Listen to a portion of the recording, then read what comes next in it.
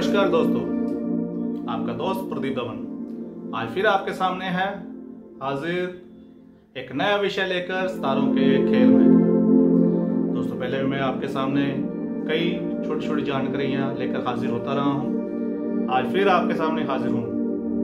क्या है विषय?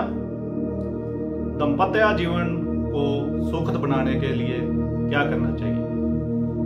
दोस्तों जैसे कि जानते हैं, दाम्पत्य जीवन का एक बहुत बड़ा हिस्सा माना गया है। ज्यादातर जीवन इसी विषय में व्यक्ति अपना लगाता है। जब कोई लड़का और लड़की अपनी जवानी में कदम रखते हैं तो जीवन के अंत तक इस पड़ाव में ही अपना जीवन ज्यादा समय व्यतीत करते हैं। जन्म कुंडली में व्यक्ति के कौन से भाव को किस प्रकार देखा जाता है, कौन से भाव, कौन से ग्रह जन्म कुंडली के वैवाहिक जीवन को प्रभावित करते हैं, उसके बारे में जानना बहुत आवश्यक है। आज मैं आपको बताऊंगा इसको प्रभावित करने वाले ग्रह और आपके दाम्पत्य जीवन को सुखद बनाने के लिए कोई छोटे छोटे वैदिक ज्योतिष उपाय, साथ में बताऊंगा वास्तु के भी बहुत ही महत्वपूर्ण उपाय जिसके करने से आपका दाम्पत्य जीवन सुखद और खुशी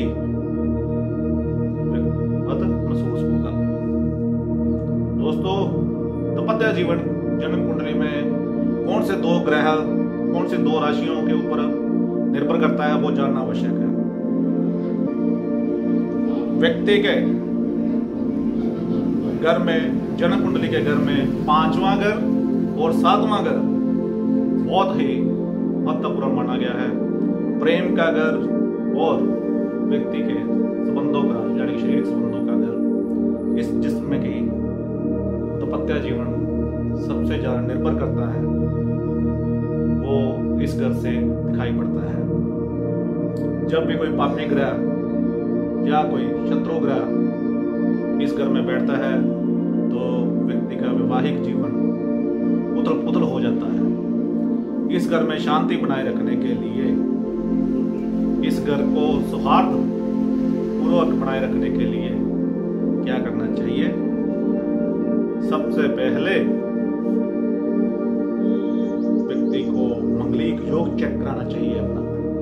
मंगलिक के साथ ही विवाह हो अच्छा रहता है। वैवाहिक गुण 36 में से 18 से ऊपर मिलने चाहिए। कौन से महत्वपूर्ण गुण व्यक्ति के मिल रहे हैं ये भी जानना आवश्यक है। ये किसी अच्छे ज्योतिषी और विद्वान से चेक करवा लेना चाहिए। 5वें घर और 7वें घर का स्वामी कहां पे बैठे हैं, किस ग्रह के साथ संबंध बनाकर बैठे हैं, किसी के साथ युति या दृष्टि डाल में बैठे हैं, ये भी चेक कराना चाहिए। इसी प्रकार दशा महादशा में कब दाम्पत्य जीवन के ऊपर क्या प्रभाव आ रहा है उसको भी चेक करना चाहिए।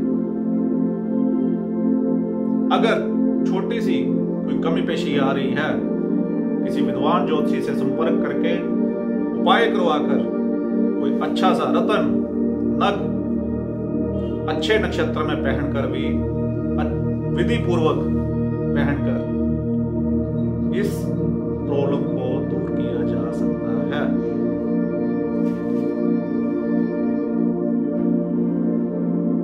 ये तो हुए ज्योतिषी के छोटे छोटे उपाय जो कि किसी विद्वान ज्योतिषी से संपर्क करने पर ही बताए जाएंगे।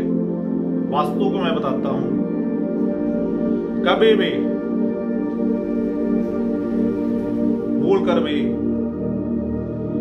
अपने बेडरूम में अपना बेड शीशे में ना दिखाए, यानी कि दर्पण में ना दिखाए। आपका डबल बेड टूटा हुआ ना हो। आप नवविवाहिक या वैवाहिक दाम्पत्य आग्नेय कोण में अपना बेडरूम ना बनाए। अग्निकोण मीन्स क्या होता है? ईस्ट और साउथ एरिया में अपना बेडरूम ना बनाए।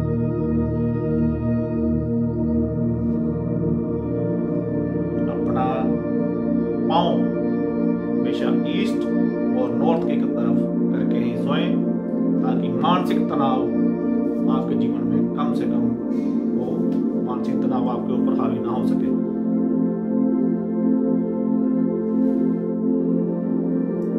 शुक्र से संबंधित वस्तुओं का उपयोग कीजिए। वैवाहिक दाम्पत्य जीवन में शुक्र का एक बहुत बड़ा उपयोग किया जाता है। सुगंध, अच्छे वस्त्र, अच्छे फूल, अपने घर की अच्छी सजावट, ये सभी शुक्र से संबंधित है और दाम्पत्य जीवन को सुखद और सफलतापूर्वक चलाने में इसका महत्वपूर्ण योगदान होता है। दोस्तों, आज मैं आपको यही छोटी सी जानकारी देता हूँ। आगे मैं इसी तरह आपके साथ जुड़ा रहूंगा। उम्मीद है आपको पसंद आएगी। आपका दोस्त प्रदीप चौपड़।